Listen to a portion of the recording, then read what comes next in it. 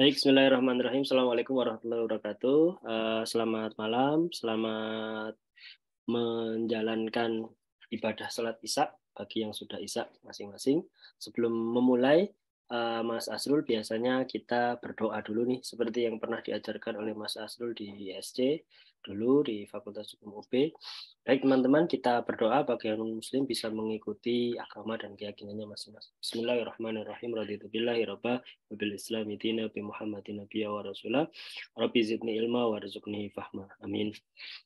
Pengantar singkat, Mas Asrul ini senior saya saat ini sebagai PhD candidate ya di UNIDEP, University of Debrecen. Saya nggak tahu nih ngejanya seperti apa nanti ya.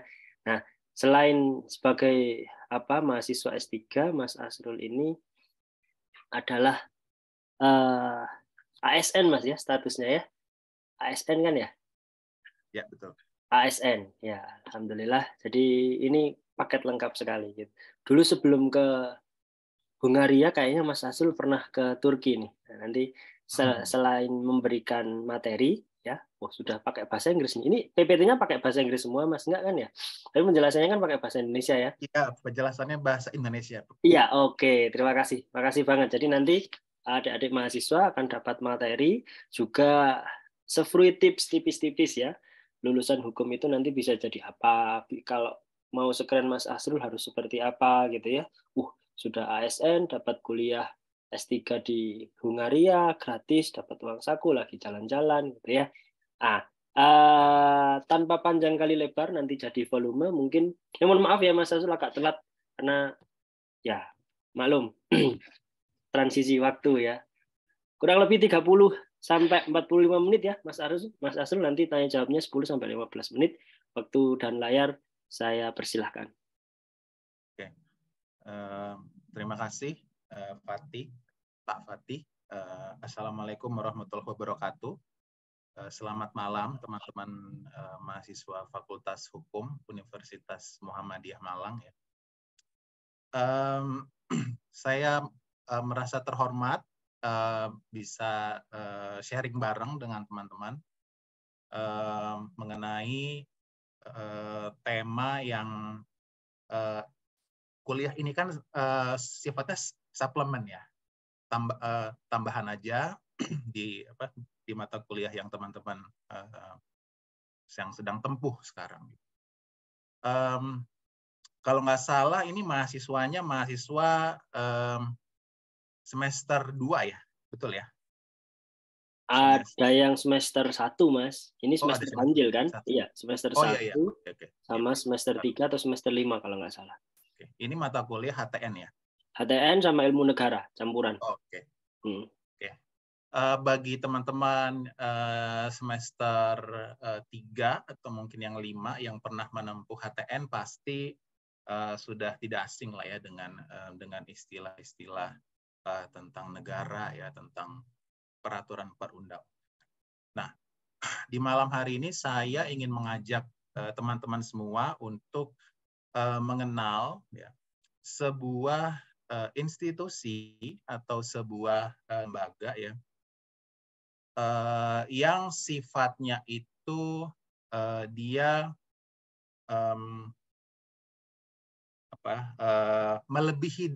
melebihi negara ya, tapi juga dibilang sebuah institusi organisasi internasional seperti PBB juga bukan. Nah, basic saya, nama saya Asrul ya. Asrul Ibrahim Nur, silahkan panggil Asrul. Ini background pendidikan saya, S1 sampai S3-nya Fakultas Hukum. Ya. Fakultas Hukum, jadi memang linear, tapi nanti saya akan menyampaikan penjelasan yang justru tidak terlalu hukum. Ya, tapi ada sifatnya multidisiplin. Multidisiplin, banyak meminjam istilah dan logika dari ilmu hubungan internasional, ilmu politik, dan juga ilmu-ilmu sosial lainnya. Nah, Kalau teman-teman ada pertanyaan ya di tengah-tengah penjelasan saya, silahkan. Silahkan saya diinterupsi, atau kalau ada yang kurang jelas, silahkan. Ya. Sekarang posisi saya sama seperti teman-teman, saya juga sebagai mahasiswa. Jadi ini kita sifatnya sharing atau berbagi ilmu pengetahuan.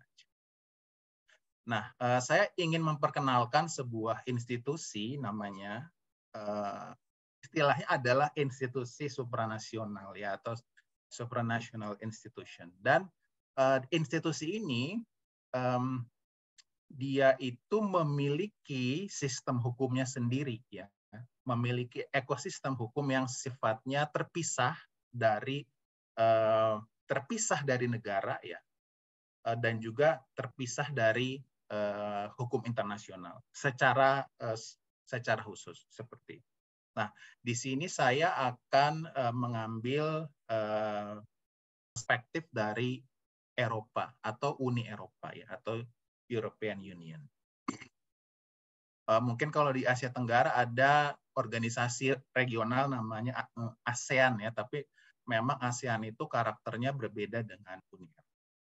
Nah, sebelum kita bahas lebih lanjut, kita harus kenal dulu sejarah dari Eropa. Ya. Sebuah benua yang menjadi, bisa saya bilang ya, itu bisa benua yang hampir selalu menjadi biang kerok ya, kehancuran dunia. Ya. Kenapa ya? Karena di dalam sejarahnya pembentukan Eropa sebagai sebuah benua ya, sebagai sebuah komunitas negara-negara itu selalu berada dalam kondisi perang ya, selalu dimulai dengan kondisi konflik, krisis atau peperangan. Nah, Eropa sendiri itu merupakan warisan ya, bisa saya bilang warisan dari banyak kerajaan-kerajaan besar ya. Contohnya misalkan Kekaisaran Romawi ya, Romawi kuno. Nah, Kekaisaran Romawi itu bisa dibilang itu yang meletakkan dasar-dasar peradaban bangsa Eropa, dan juga bisa kita bilang Kekaisaran Romawi ini juga menjadi peletak dasar-dasar ilmu hukum yang kita pelajari sekarang. Bahkan sampai sekarang, logika ilmu hukum yang kita pelajari di Fakultas Hukum itu mau tidak mau memang punya keterkaitan dengan Kekaisaran Romawi. Kemudian bangsa Eropa berkembang ya, ada jatuh bangun kerajaan, di situ ada Kekaisaran Romawi Suci, kemudian ada Napoleon Bonaparte dan lain sebagainya. Ada ada kerajaan-kerajaan besar yang tumbuh dan berkembang di Eropa. Nah, sampai sekarang Eropa sendiri sebagai sebuah benua itu terpecah dalam kurang lebih sekitar 28 sampai 35 negara ya, sampai sebanyak itu. Dan uniknya pengaturan batas negara di Eropa itu banyak menggunakan hasil-hasil perjanjian dari selesainya sebuah peperangan. Ya. Jadi memang di Eropa itu perang atau krisis itu yang membentuk identitas mereka, termasuk pembentukan Uni Eropa. Ya. Perang besar terakhir tentu saja Perang Dunia I dan Perang Dunia Kedua ya, dan bisa saya bilang bahwa peradaban saat ini yang kita tinggali itu merupakan hasil kesepakatan dari Perang Dunia Kedua. Ya. Bagaimana munculnya negara adikuasa, kemudian ada namanya Perserikatan Bangsa-Bangsa, kemudian batas-batas negara yang kita kenal sekarang itu sangat dipengaruhi oleh hasil Perang Dunia Kedua. Nah, Uni Eropa sendiri itu merupakan organisasi ya yang dia awalnya itu muncul dari sebuah komunitas ya, komunitas para bisa dibilang para pengusaha ya yang memiliki kepentingan untuk memperoleh bahan baku baja dan juga batu bara setelah Perang Dunia Kedua. Kemudian dibentuk sebuah organisasi namanya European Coal and Steel Community. Ini beranggotakan pada perkembangannya beberapa negara besar di Eropa seperti Jerman, Perancis, ya termasuk Belanda juga. Kemudian karena setelah Perang Dunia Kedua itu mereka butuh bahan baku ya, maka mereka harus istilahnya kalau dalam bahasa kita harus gotong royong, ya, harus gotong royong dan dibentuklah organisasi ini. Kemudian berkembang menjadi European Economic Community atau Komunitas Ekonomi Eropa. Nah, di sini bisa kita lihat ya, motif utama dari pembentukan organisasi ini adalah faktor ekonomi, ya, adalah faktor bertahan hidup, ya, bertahan hidup. Tetapi dalam perkembangannya faktor ekonomi ini hanya menjadi salah satu bagian dari perkembangan Uni Eropa, ya. Kemudian mereka mengembangkan organisasi ini menjadi sebuah organisasi supranasional. Sebuah organisasi yang bukan hanya kumpulan negara-negara ya, tetapi organisasi yang bahkan dapat mengintervensi kedaulatan sebuah negara. Ya. Jadi tipe organisasinya Uni Eropa itu dia beyond states, ya. Dia melebihi atau dia melewati batas-batas kedaulatan negara. Teman-teman yang menempuh ilmu negara pasti sudah belajar ya mengenai tentang kedaulatan, termasuk juga tentang kedaulatan negara atau wilayah negara. Nah, saat ini Uni Eropa itu anggotanya kalau tidak salah ada 27 ya, setelah Inggris menyatakan keluar ya. Tetapi pada perkembangan terakhir ada beberapa negara-negara yang juga ingin bergabung dengan Uni Eropa seperti misalkan Bosnia Herzegovina ya, yang sudah dianugerahi status sebagai kandidat. Selain itu ada Turki juga ya yang sudah hampir 20 tahun proses proses integrasi ke Uni Eropanya itu masih menemui jalan. Nah, selain tadi motif ekonomi itu ya, menurut beberapa riset, Uni Eropa itu kenapa bisa solid banget ya? Itu karena ada nilai-nilai atau values yang mereka miliki. Ya, ada berbagai macam nilai ya, tetapi bisa dirangkum ya kurang lebih dalam 6 atau 7 nilai ini. Ada martabat manusia, kebebasan, demokrasi, kesamaan, rule of law, dan hak asasi manusia. Nah, nilai-nilai ini yang kemudian menjadi syarat bagi negara-negara yang ingin bergabung dengan Uni Eropa. Ada satu nilai lagi yang sifatnya itu diakui secara parsial atau diakui secara sebagian ya, yaitu adalah nilai kekristenan ya, karena ada beberapa negara-negara Eropa yang sifatnya itu masih konservatif, bisa dibilang seperti itu mengatakan bahwa kekristenan adalah salah satu nilai yang mengikat Uni Eropa. Itu juga yang menyebabkan mengapa integrasi Turki dan juga Bosnia Herzegovina yang mayoritas adalah Muslim penduduknya itu menjadi sangat susah, ya. sangat susah dan cukup banyak ditentang. Nah, mekanisme pengambilan keputusan di Uni Eropa kalau ingin integrasi ya atau negara itu masuk itu harus 100% negara setuju. Tidak boleh ada yang tidak setuju. Seperti itu. Nah, ada satu kata kunci kalau kita membahas tentang Uni Eropa, ya. Dan ini adalah tidak dimiliki oleh organisasi manapun, misalkan ASEAN. Ya. ASEAN dan Uni Eropa itu punya kemiripan, ya.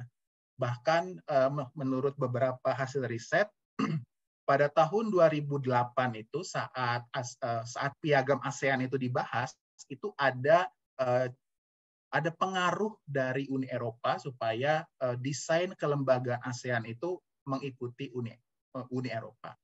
Tetapi tidak bisa, ya. Kenapa? Karena ASEAN tidak memiliki yang namanya sebuah integrasi. Ya.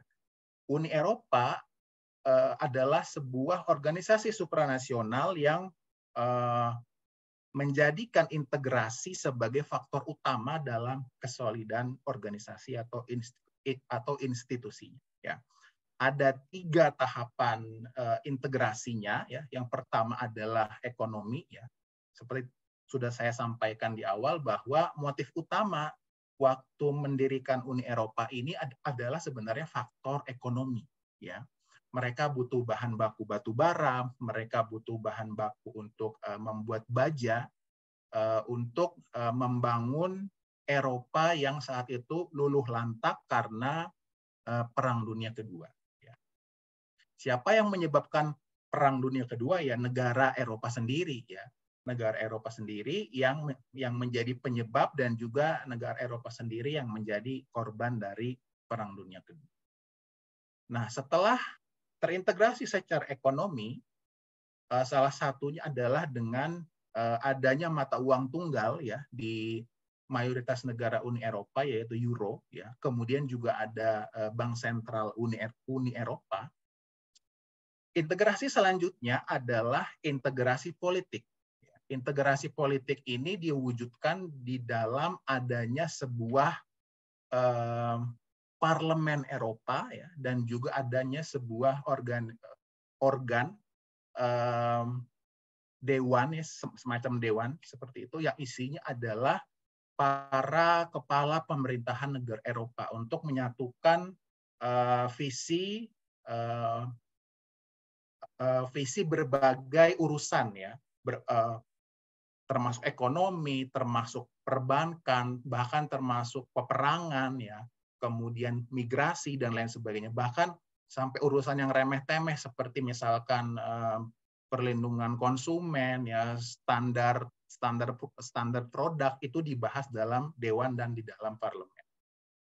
Nah, integrasi yang terakhir diwujudkan dalam integrasi hukum atau integrasi legal. Nanti akan kita bahas, ya, bagaimana Eropa atau Uni Eropa ini dia punya sistem hukum yang agak unik sebenarnya, agak unik dan berbeda dengan sistem hukum yang kita pelajari di Fakultas Hukum di Indonesia, ya, terutama karena di Fakultas Hukum Indonesia kan kita belajar hukum nasional kita, ya, kebanyakan. Kalaupun kita belajar hukum internasional itu dianggap dianggap sebagai kayak, ya, suplemen aja. Nah, ini yang sudah tadi saya sampaikan. Sebagai sebuah organisasi atau institusi supranasional, Uni Eropa itu punya berbagai organ. Ya. Organnya itu mirip negara sebenarnya, ya, mirip-mirip negara. Ada organ legislatifnya, namanya European Parliament. Ya. Kemudian ada organ yudikatifnya, yaitu ada namanya European Court of Justice. Ya.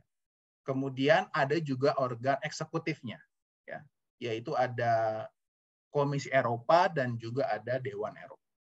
Oke. Nah, jadi kalau dilihat dari sudut pandang trias politika, ya, EU itu atau Uni Eropa itu punya ketiga organ yang di dalam trias politika. Ada legislatif, ada yudikatif, dan juga ada eksekutifnya.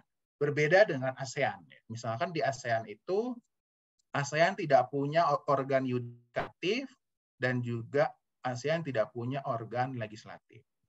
ASEAN hanya punya organ eksekutif.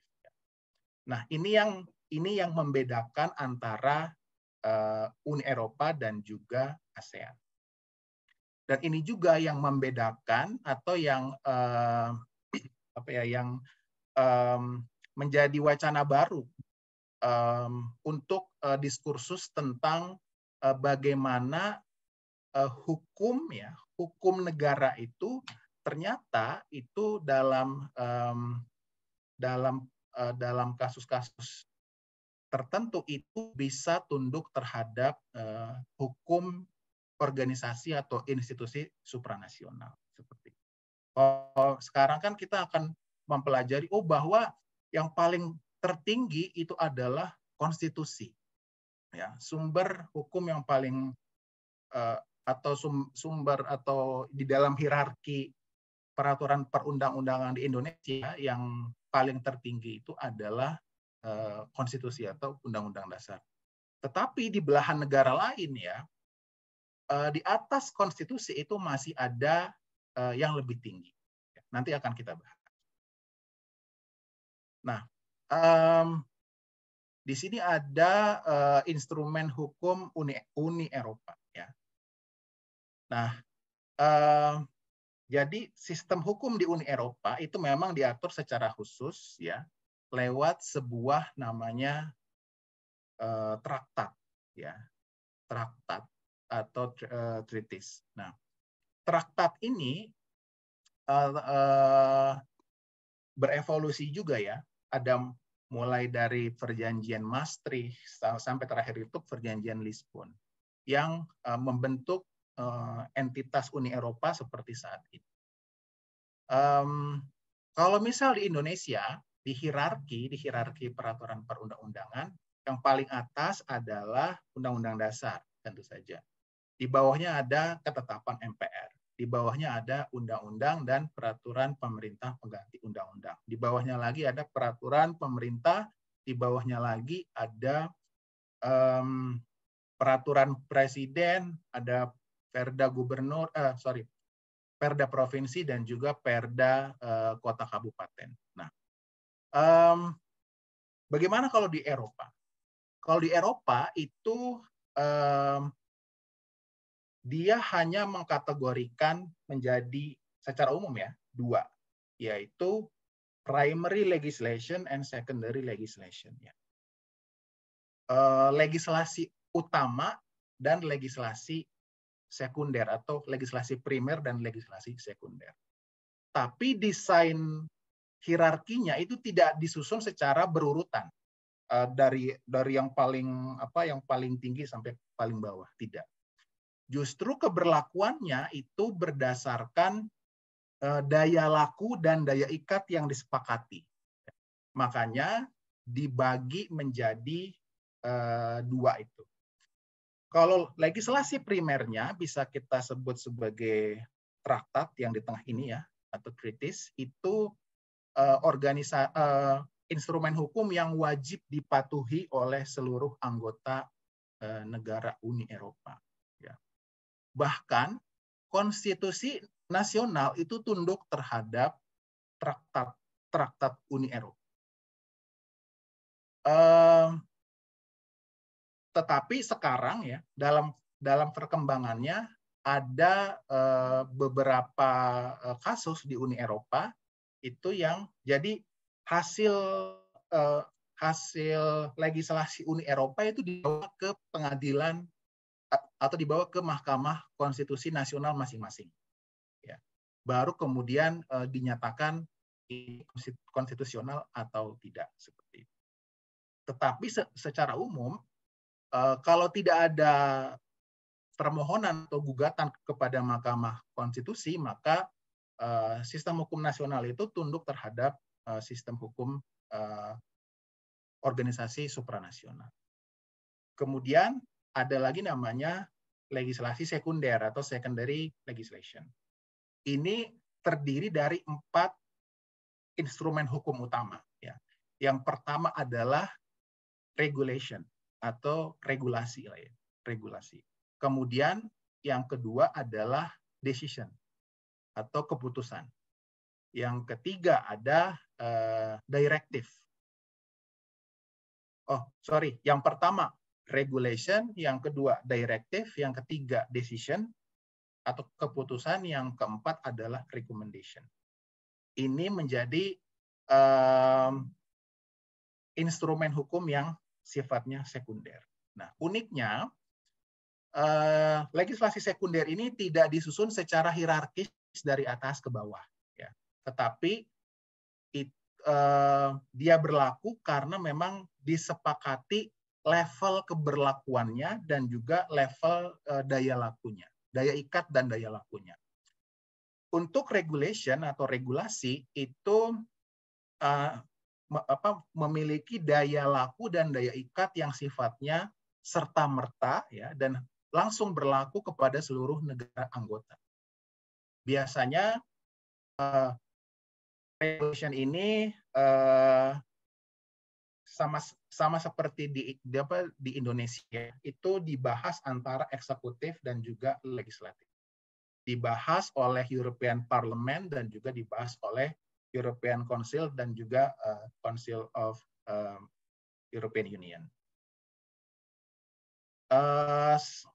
Kalau saya fokusnya meneliti masalah-masalah tentang perubahan iklim, ya. Nah, untuk masalah perubahan iklim itu Uni Eropa itu contohnya banyak menggunakan instrumen hukum berupa regulation, ya. Jadi begitu ditok langsung berlaku untuk seluruh negara anggota. Yang kemudian ada lagi namanya directive, ya. Directive itu atau apa ya? Directive apa? Arahan. Nah, directive itu berlaku hanya bagi negara-negara yang disebutkan dalam directive. Ya, misalkan direktif Uni Eropa tentang A, ya, untuk negara Prancis, Jerman, Spanyol. Nah, jadi instrumen hukum direktif ini hanya berlaku untuk negara-negara yang dituju saja. Kemudian ada lagi namanya decision. Decision ini dia berlakunya itu harus melalui masuk ke dalam sistem hukum nasional. Ya. Misalkan decision tentang yang lagi itu tuh tentang efisiensi energi, ya. Contohnya begitu. Jadi setiap negara Uni Eropa itu wajib menindaklanjuti decision, ya, melalui pembentukan undang-undang di masing-masing yurisdiksi nasional. Seperti itu. Tanpa adanya pembentukan instrumen hukum nasional, maka decision Uni Eropa ini tidak akan berlaku, tidak akan terimplementasi. Nah, nanti fungsinya Uni Eropa akan melakukan monitoring, ya, dan juga evaluasi terhadap implementasi dari decision ini. Yang terakhir adalah recommendation. Ini sifatnya hanya ya rekomendasi, ya, tidak memiliki daya paksa, tetapi tetap memiliki relevansi terhadap hukum nasional. Contohnya misalkan waktu COVID itu ada pembatasan perjalanan, ya, di Uni Eropa. Itu instrumen hukum yang pertama digunakan itu tidak langsung regulation, tetapi recommendation dulu. Recommendation baru kalau sudah saat COVID makin parah baru menggunakan instrumen hukum regulation, ya, begitu. Uniknya sistem hukum di Uni Eropa ini hampir seluruh negara itu menggunakan sistem hukum nasionalnya menggunakan sistem hukum Eropa kontinental, ya, kecuali dulu Inggris, ya, Irlandia, dan juga Malta.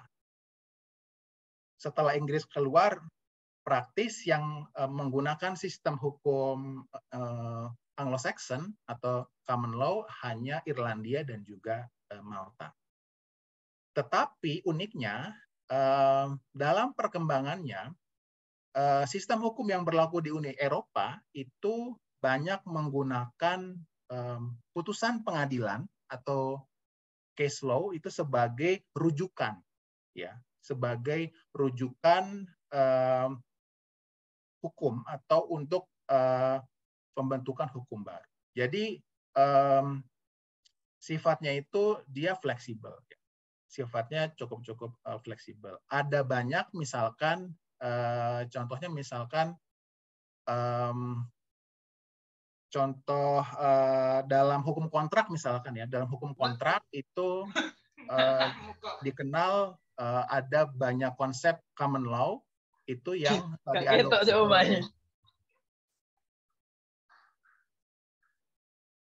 diadopsi oleh Uni Eropa melalui putusan pengadilan. Pengadilannya tentu saja pengadilan Eropa ya, atau European Court of Justice seperti itu.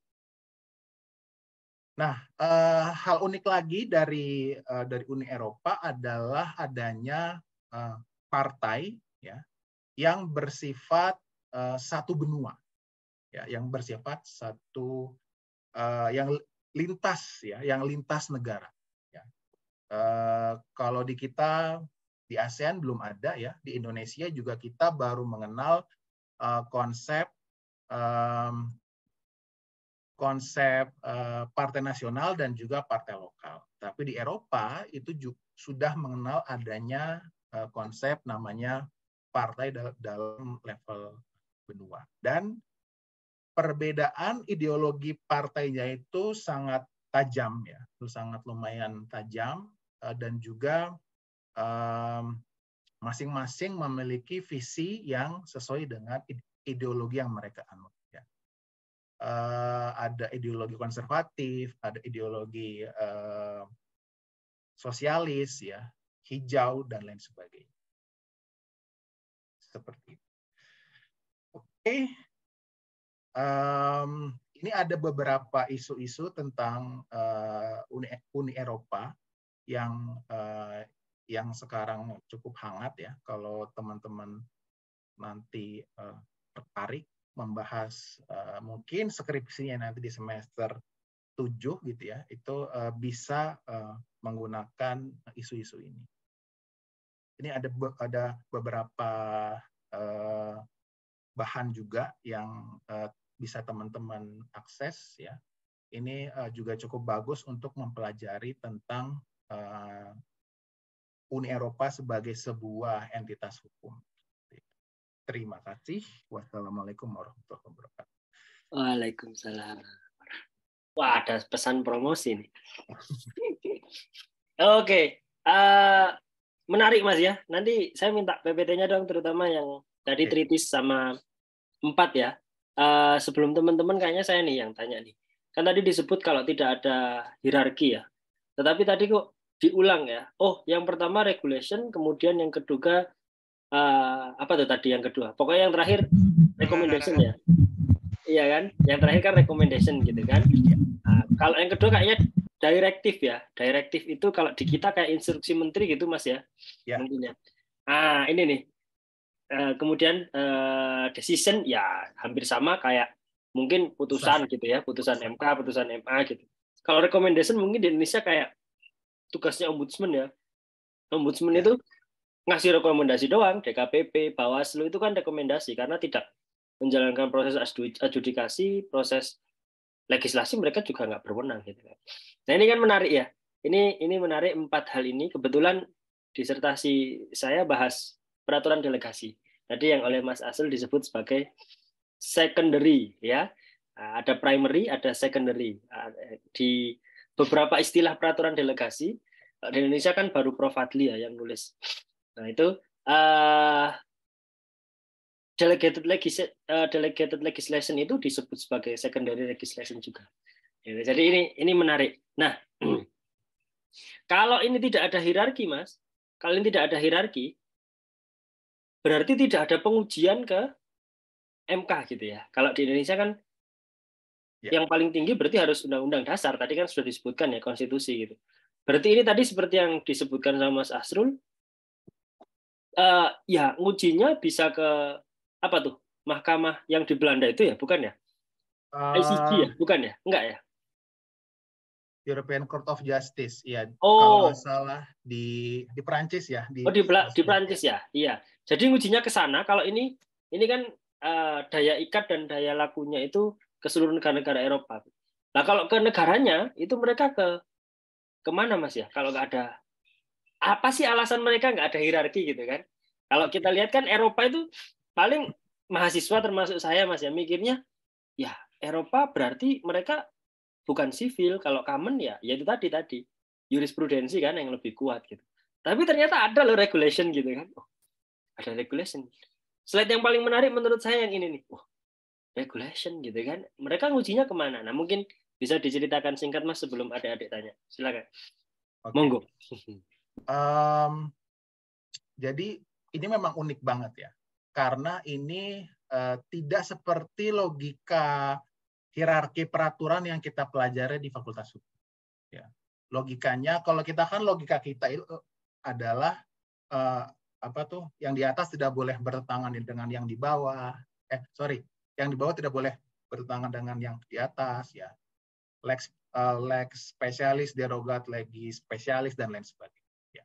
Nah, kalau di sistem hukum yang dibangun oleh Uni Eropa, ya, hierarkinya itu bukan berdasarkan kekuatan masing-masing instrumen hukum, tetapi hierarkinya itu ada sebenarnya, tapi tipis. Hierarkinya itu berdasarkan, jadi yang pertama ada primary, yang kedua ada secondary. Jelas, kalau secara hierarkis, yang primary legislation itu di atas, ya, yaitu traktat Uni Eropa.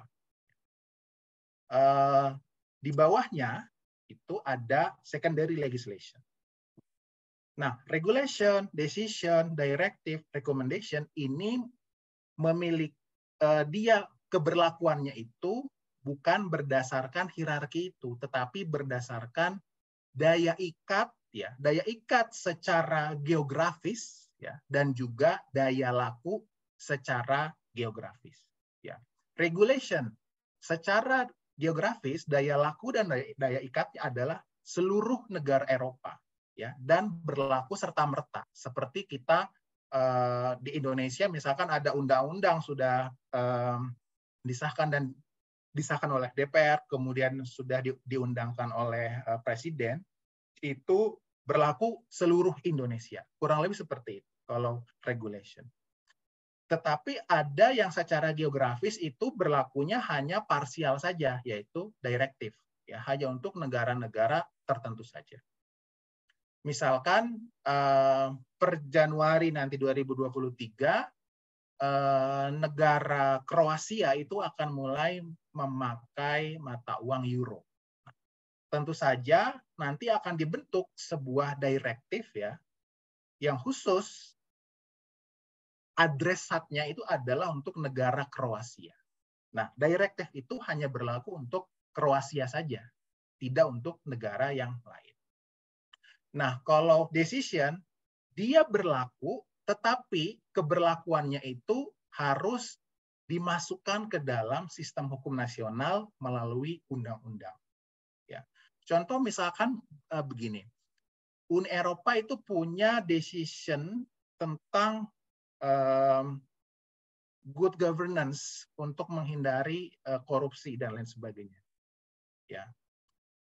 Nah, teknis bagaimana good governance di masing-masing negara nasional itu harus disusun oleh masing-masing negara berdasarkan sistem yang berlaku. Entah itu undang-undang kah, entah itu misalkan ada instrumen seperti peraturan pemerintah, ya, yang berlaku di masing-masing negara anggotanya.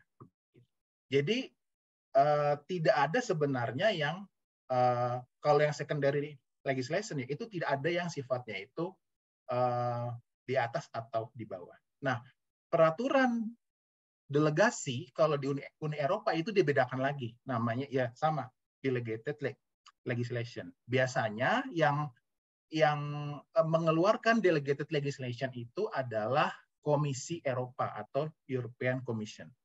Dia yang lebih teknis banget ya, dan juga sifatnya itu turunan dari regulation, turunan dari decision, dan juga turunan dari directive. Nah, bagaimana jika ada pengujian? Ya? Apa yang dijadikan batu uji? Kan gitu ya. Apa yang dijadikan batu ujinya atau yang mana diuji dengan apa? Peraturan yang apa? Gitu.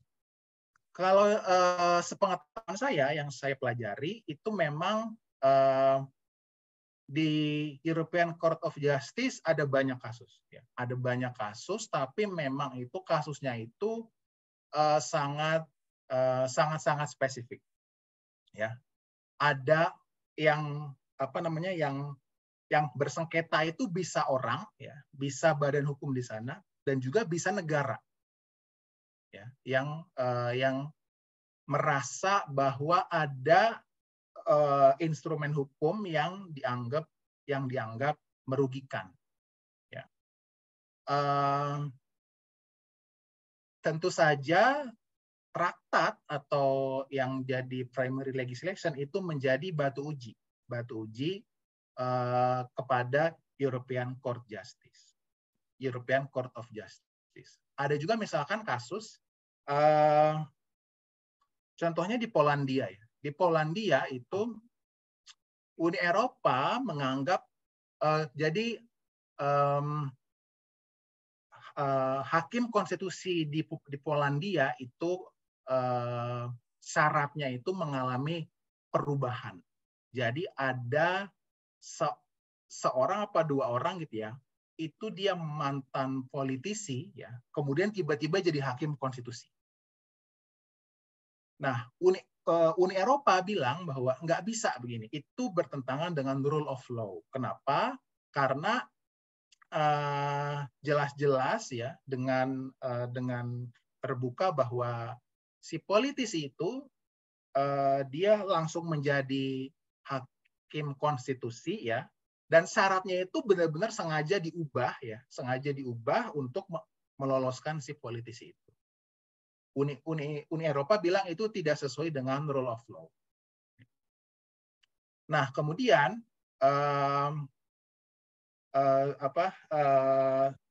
Polandia melakukan gugatan terhadap Uni Eropa ke European Court of Justice kepada European Court of Justice. Yang digugat adalah European Commission atau Komisi Eropa. Ya, gitu. Saya lupa hasil putusannya gimana gitu ya. Tetapi seperti yang tadi saya sampaikan bahwa organisasi ini motifnya yang awal adalah motif ekonomi. Ya, jadi salah satu instrumen yang kuat itu adalah instrumen ekonominya. Setiap negara itu akan diberikan jatah uang ya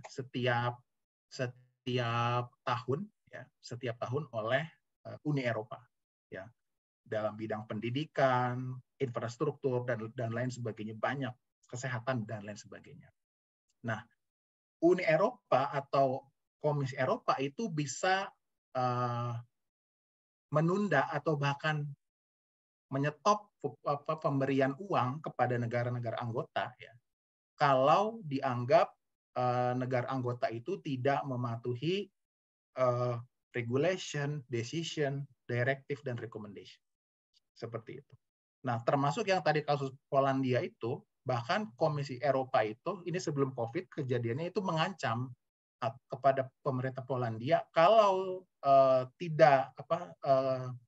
kalau tetap memasukkan syarat politisi itu sebagai hakim konstitusi di Polandia, maka bantuannya akan dipotong atau disunat, seperti itu. Kurang lebih seperti itu. Ya. Dan memang kalau teman-teman cek di European Court of Justice itu webnya seperti web Mahkamah Konstitusi ya. Jadi kita bisa melihat perjalanan kasusnya ya. Bahkan di sana juga menyediakan data statistik mengenai tren putusan dan lain sebagainya. Itu bagus banget kalau mau belajar tentang putusan pengadilan ya. Oke, keren ya. Tapi pakai bahasa Inggris semua, Mas. Nah, ini di Uni Eropa itu tidak mengenal bahasa. Kalau ASEAN kan bahasa resminya itu bahasa Inggris ya. ASEAN semua dokumennya itu dibuat dalam bahasa Inggris.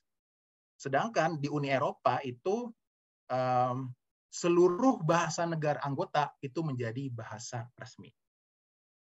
Jadi kalau teman-teman buka basis database hukumnya Uni Eropa, namanya EURLEX, ya. Satu regulasi itu dia punya naskah otentik sebanyak kurang lebih ada 20-22 bahasa. Ya. Semuanya itu dianggap memiliki keotentikan yang sama seperti itu. Ya saya ya bacanya baca bahasa Inggris. Bahasa Inggris. Kalau bahasa apa, Mas? Kalau ada mungkin yang bisa bahasa lain ya silakan. Iya. Oke. Menarik, Mas. Pokoknya nanti Ani minta PPT-nya ya. Iya. Silakan adik-adik mahasiswa. Teman-teman. Kalau ada pertanyaan teman-teman, monggo. Izin bertanya. Ya, sebutkan nama NIM dan kelasnya ya. Sultan Firmansyah, NIM 182 kelas D.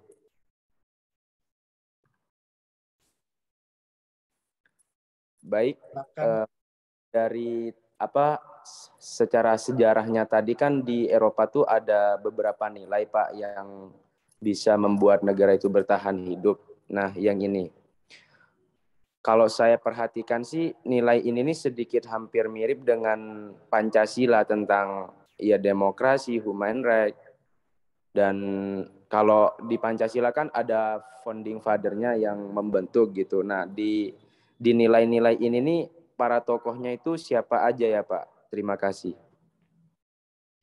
Ya. Oke. Silakan, Mas. Barangkali ada Soekarno gitu ya. Silakan. Iya, memang Uni Eropa ini dia ya sebenarnya ini bukan hanya nilai-nilai yang Pancasila saja, ini sebenarnya nilai-nilai yang sifatnya universal ya, yang diakui oleh banyak negara di seluruh dunia.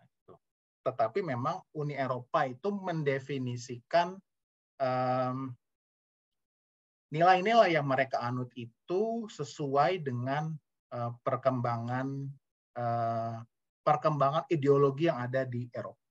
Kita nggak bisa menafikan bahwa ideologi di dunia ini juga berkembang di Eropa ya. Misalkan ideologi sosialis, ideologi komunis ya, kemudian juga konservatif dan lain sebagainya.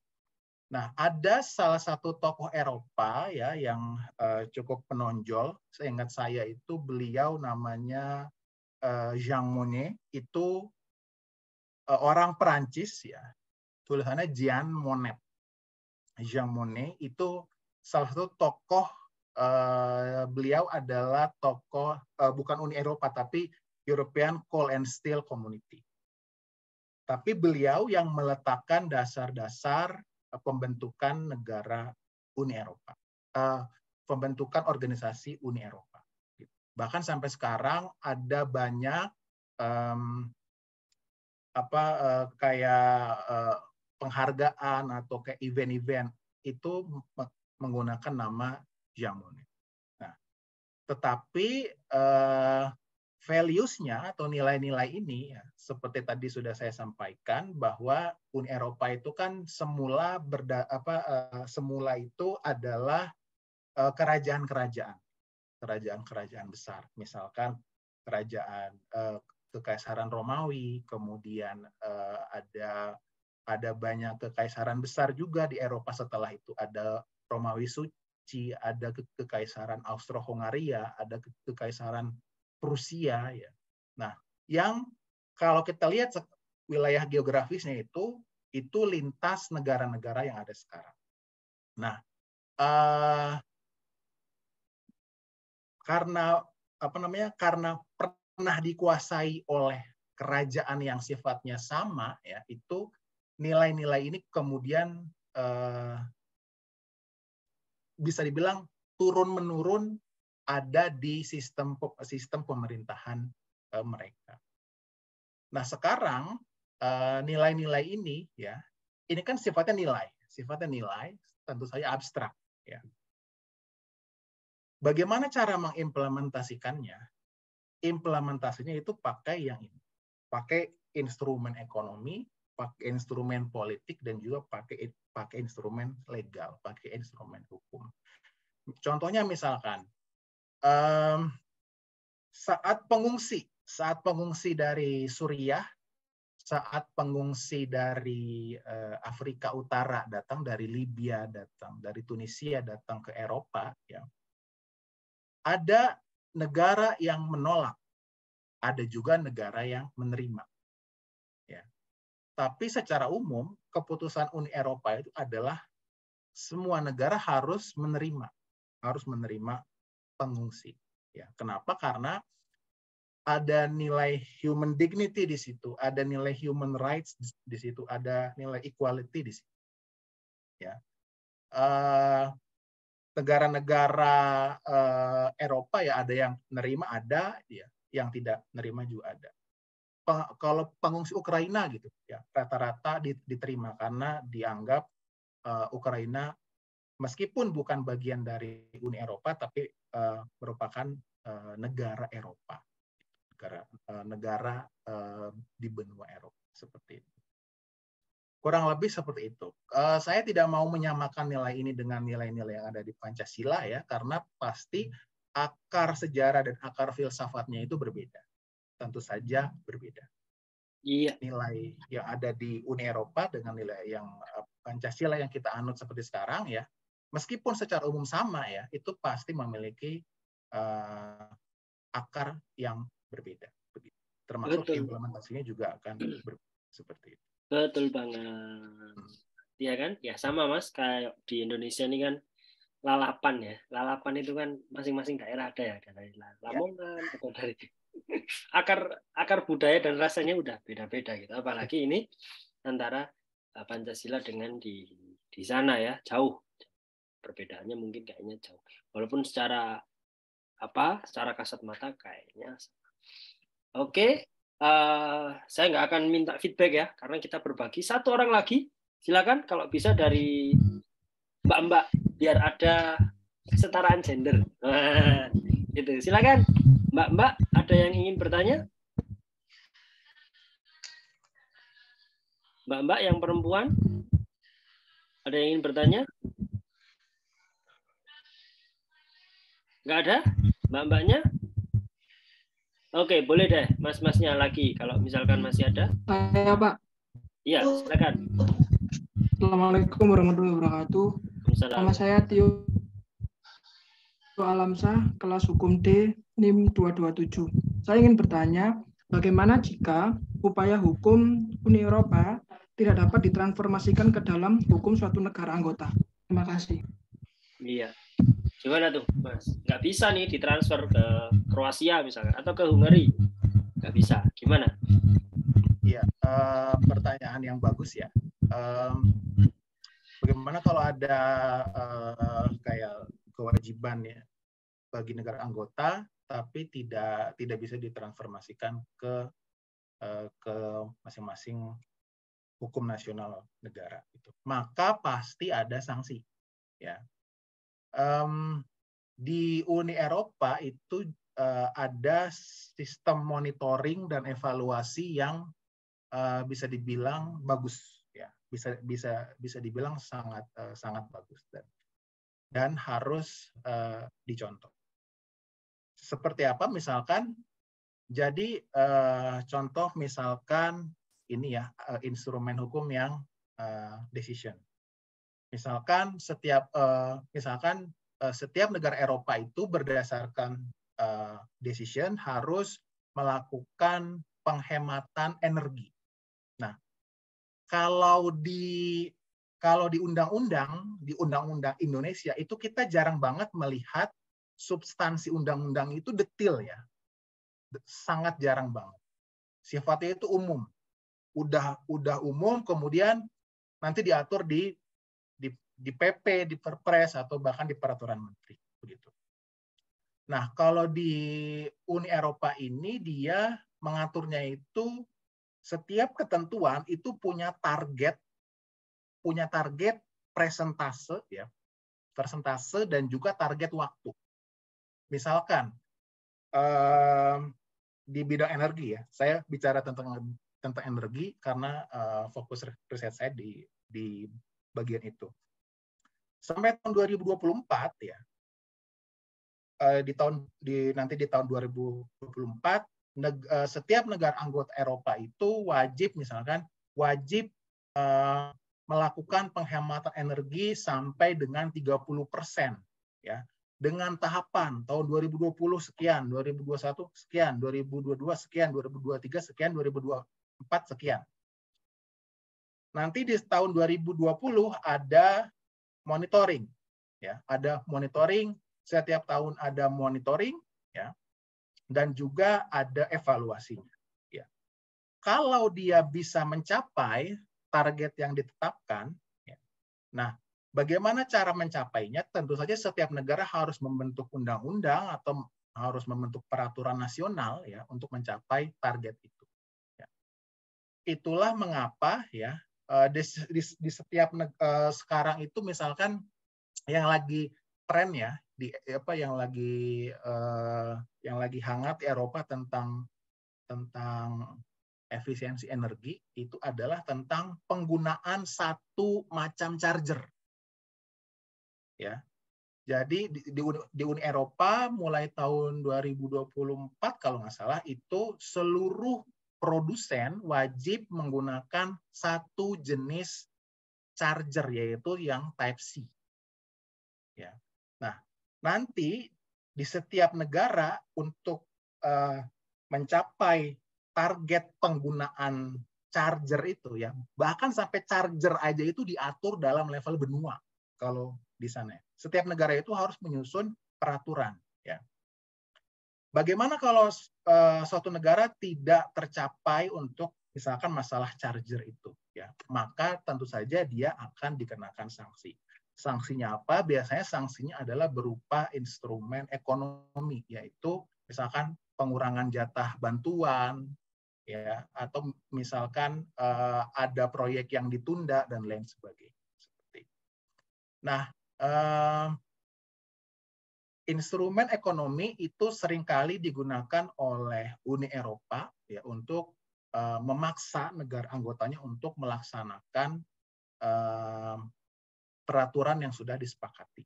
Karena ya setiap baik regulation, decision, directive dan recommendation itu biasanya selalu diambil dalam keputusan yang mutlak ya, bukan bulat tetapi mutlak. Bahkan di dalam level kesepakatan kepala pemerintahan itu biasanya juga tidak terlalu banyak perbedaan seperti itu. Itu tadi jawaban dari siapa? Tadi Tio. Iya, oke. Asik nih. Seperti itu. Jadi cara berpikirnya di Uni Eropa itu dikasih dulu kan, dikasih bantuan dulu. Kalau mereka nggak tunduk, ya bukan diembargo atau ya bantuannya nggak dikasih. Gitu. Ini hampir sama Mas kayak di Bali. Kapan lalu mahasiswa yang agak semester akhir itu kita ajak studi klinis, dan ternyata kenapa di Bali itu hukum adatnya itu dipatuhi, begitu mereka menikah, ya suami istri yang laki-laki ini pasti dapat jatah dari desa adat itu untuk mengelola sawah, dikasih rumah dan sebagainya. Maka mereka harus tunduk gitu dengan aturan gitu. Jadi dikasih dulu, dikasih fasilitas gitu. Makanya katanya sih di Bali itu nggak ada pengangguran karena mereka pasti punya wilayah untuk dikelola yang diberikan oleh desa adat masing-masing gitu. Ini kan sama nih, hampir. Jangan-jangan Uni Eropa belajarnya ke Bali nih. Nggak, ini sangat manusiawi sekali ya. Iya. Sangat manusiawi sekali. Sangat manusiawi gitu. Kok kita nggak bisa ya? Saya sampai pikir, kok di Malang nggak bisa ya dibuat gitu. Sudah nggak ada sih tanah adat di Malang gitu. Semua udah jadi tanah negara gitu. Nah, terima kasih Mas Asrul. Mohon maaf teman-teman yang lain ya, yang tidak bisa bertanya, bukan karena ingin membatasi hak asasi kebebasan berserikat, berkumpul, dan menyatakan pendapat. Tapi karena keterbatasan waktu, Mas Asrul juga sibuk nih kayaknya akhir tahun gitu ya. Semoga sehat Mas Asrul dan keluarga. Kapan-kapan kalau ke Malang mampir nih, main langsung nih ke adik-adik ya. Terima kasih juga teman-teman sudah hadir. Mungkin closing statement Mas, pakai bahasa Hungari boleh nih? Ya silakan Mas. Teman-teman Fakultas Hukum UMM ya, hukum itu dia sifatnya sangat-sangat dinamis banget. Jangan bisa saya bilang jangan percaya 100% apa yang dikatakan dosen, atau bahkan jangan 100% percaya apa yang dikatakan oleh saya. Teman-teman harus verifikasi ya, karena ciri orang hukum itu harus selalu penasaran ya. Termasuk apapun yang dikasih pengetahuan oleh dosen jangan langsung ditelan bulat-bulat. Hukum itu sifatnya sangat-sangat dinamis ya, maka manusianya juga harus menjadi manusia yang dinamis dan haus dengan ilmu pengetahuan. Semoga sukses teman-teman studinya yang semester 1, 3, dan 5, dan 7, cepat lulus, jangan lama-lama jadi mahasiswa, cepat berkarir di dunia hukum boleh, di dunia non hukum boleh. Kementerian SDM dong. Kementerian SDM dong. Oh silakan. Iya. Oke, terima kasih Mas Asrul ya. Semoga berkah ilmunya. Karena kalau teman-teman tanya ini dibayar berapa sama Pak Fatih sama Eva? Gratis teman-teman ini ya. Jadi Mas Asrul meluangkan waktu, ilmu, kuotanya bayar sendiri gitu kan. Semoga Allah ganti dengan keberkahan, kesehatan ya. Segera rampung PhD-nya ya. Nah, saya juga nih kalau itu. Semoga kita bisa bertemu nih. Saya jujur nggak pernah ketemu Mas Asrul nih, gitu kan? Sekali ya. Yang di Bali ya. Iya betul. Yang di Bali ya waktu itu ya. Semoga bisa ada event lagi untuk ketemu dan sambung silaturahim. Kalau ke Malang kabar-kabar. Kita cukupkan teman-teman dengan membaca hamdalah bersama-sama. Alhamdulillahirabbil alamin. Subhanakallahumma bihamdika asyhadu an la ilaha illa anta astaghfiruka wa atubu ilaik. Assalamualaikum warahmatullahi wabarakatuh. Waalaikumsalam warahmatullahi Terima kasih Pak. Terima kasih. Waalaikumsalam Pak.